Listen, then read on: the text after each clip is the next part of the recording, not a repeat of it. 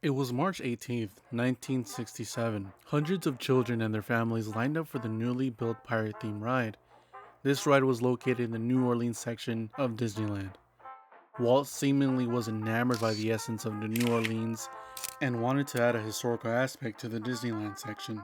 Walt oversaw the project for most of its development. The concept had been in the making for 10 years. Originally conceived as a walk-through wax museum on pirate history, Walt had just built Walt Disney's Tiki Enchanted Room, a dining area with a newly finished audio animatronics. With the technological breakthroughs of the Tiki Room and the huge success of the ride, It's a Small World, the Pirates idea had evolved from a simple wax-through walk museum to a fully fledged boat ride. So, Imagineers, the sculptors, and the designers began to work. Mark Davis would draw out each pirate, each with a different personality, face, and purpose. Blake Gibson would then turn the sketches into small figures to present to Walt. Walt emphasized that he wanted this ride to have characters that felt like real people. With that in mind, Bill Justice and Walter Rogers were tasked to program the pirates to look ideal and realistic. The iconic auctioneer character itself took 6 weeks to make it come to life.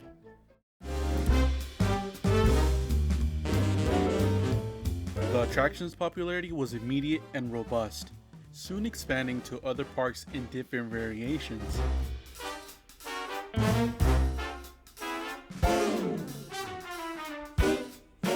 For 36 years, the ride itself has thrived as one of Disney's crown jewels, so much so that the company began exploring the idea of adapting this immensely popular attraction into a film. However, since the inception of this idea, producer Jerry Bruckheimer faced a difficult challenge. Pirate movies had historically been unprofitable for studios for a while. The last major studio attempt, Cutthroat Island in 1995, was a huge box office flop.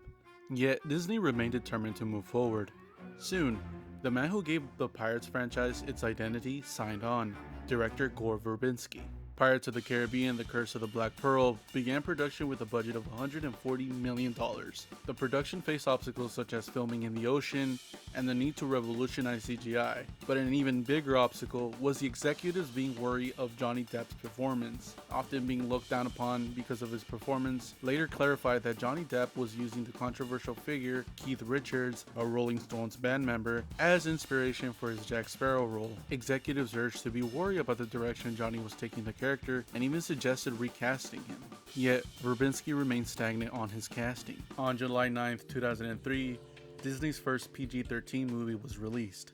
It grossed over $650 million worldwide, blowing expectations out of the water. The sequels were immediately in the talks, and the screenwriters from the first film, Terry Rossio and Ted Elliott, had now planned a two-part movie, with the second film leaving off on a cliffhanger and having unresolved arcs established.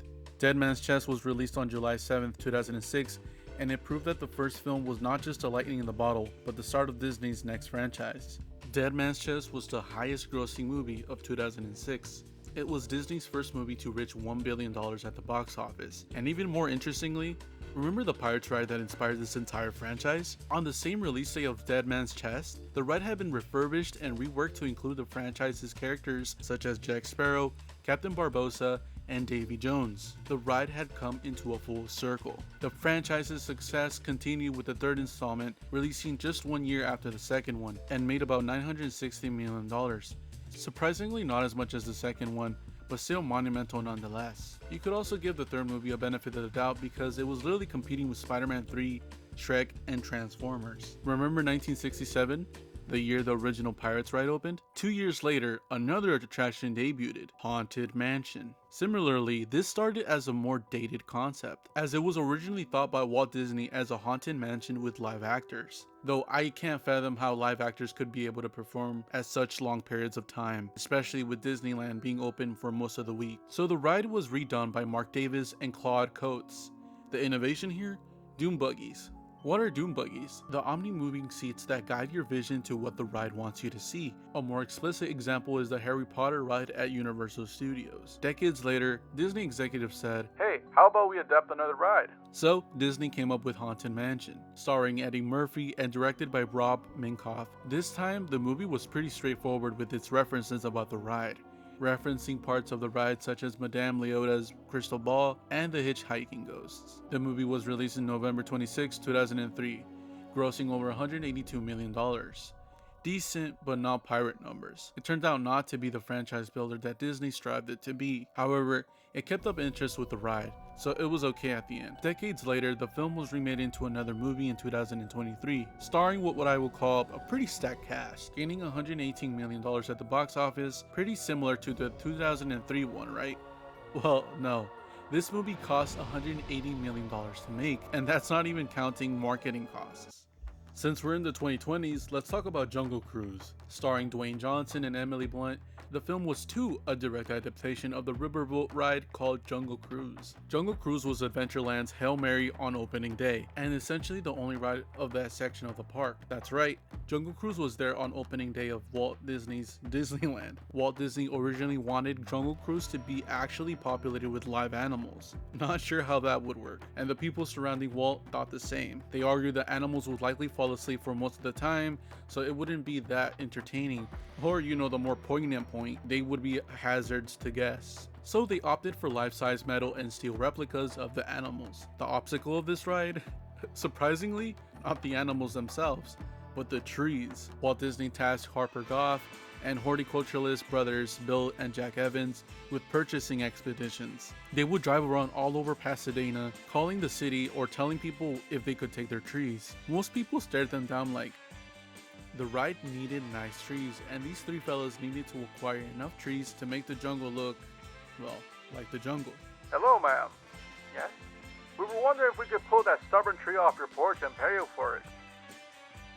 So yeah, Jungle Cruise itself was actually a part of opening day for Disneyland. So back at the executive's office, the movie had been in development for around the mid-2000s amidst the pirate craze. However, Dwayne Johnson had only briefly been signed on to the movie in 2015. What's interesting in this case is the fact that this movie was actually released in both streaming and in theaters at the same time. It garnered over $30 million in what Disney called Disney Plus Premier Access, essentially a pay-per-view or VOD system that let families see the movies at the comfort of their homes. The movie ended up grossing $221 million at the box office. Sort of breaking even, it was good enough that a sequel got greenlit. Two more obscure rides or attractions are Mission to Mars and Country Bears Jamboree. Mission to Mars was actually a renovated concept from the original ride Rocket to the Moon, another ride that opened on opening day of Disneyland alongside Jungle Cruise. The renovated and seemingly improved version was located at Tomorrowland at Disneyland. The movie adapted the name and the spirit of the ride. However, the story seemed to be lacking the references to the ride. The movie leaned more towards the space craze of the time, and the director hired to make the movie was none other than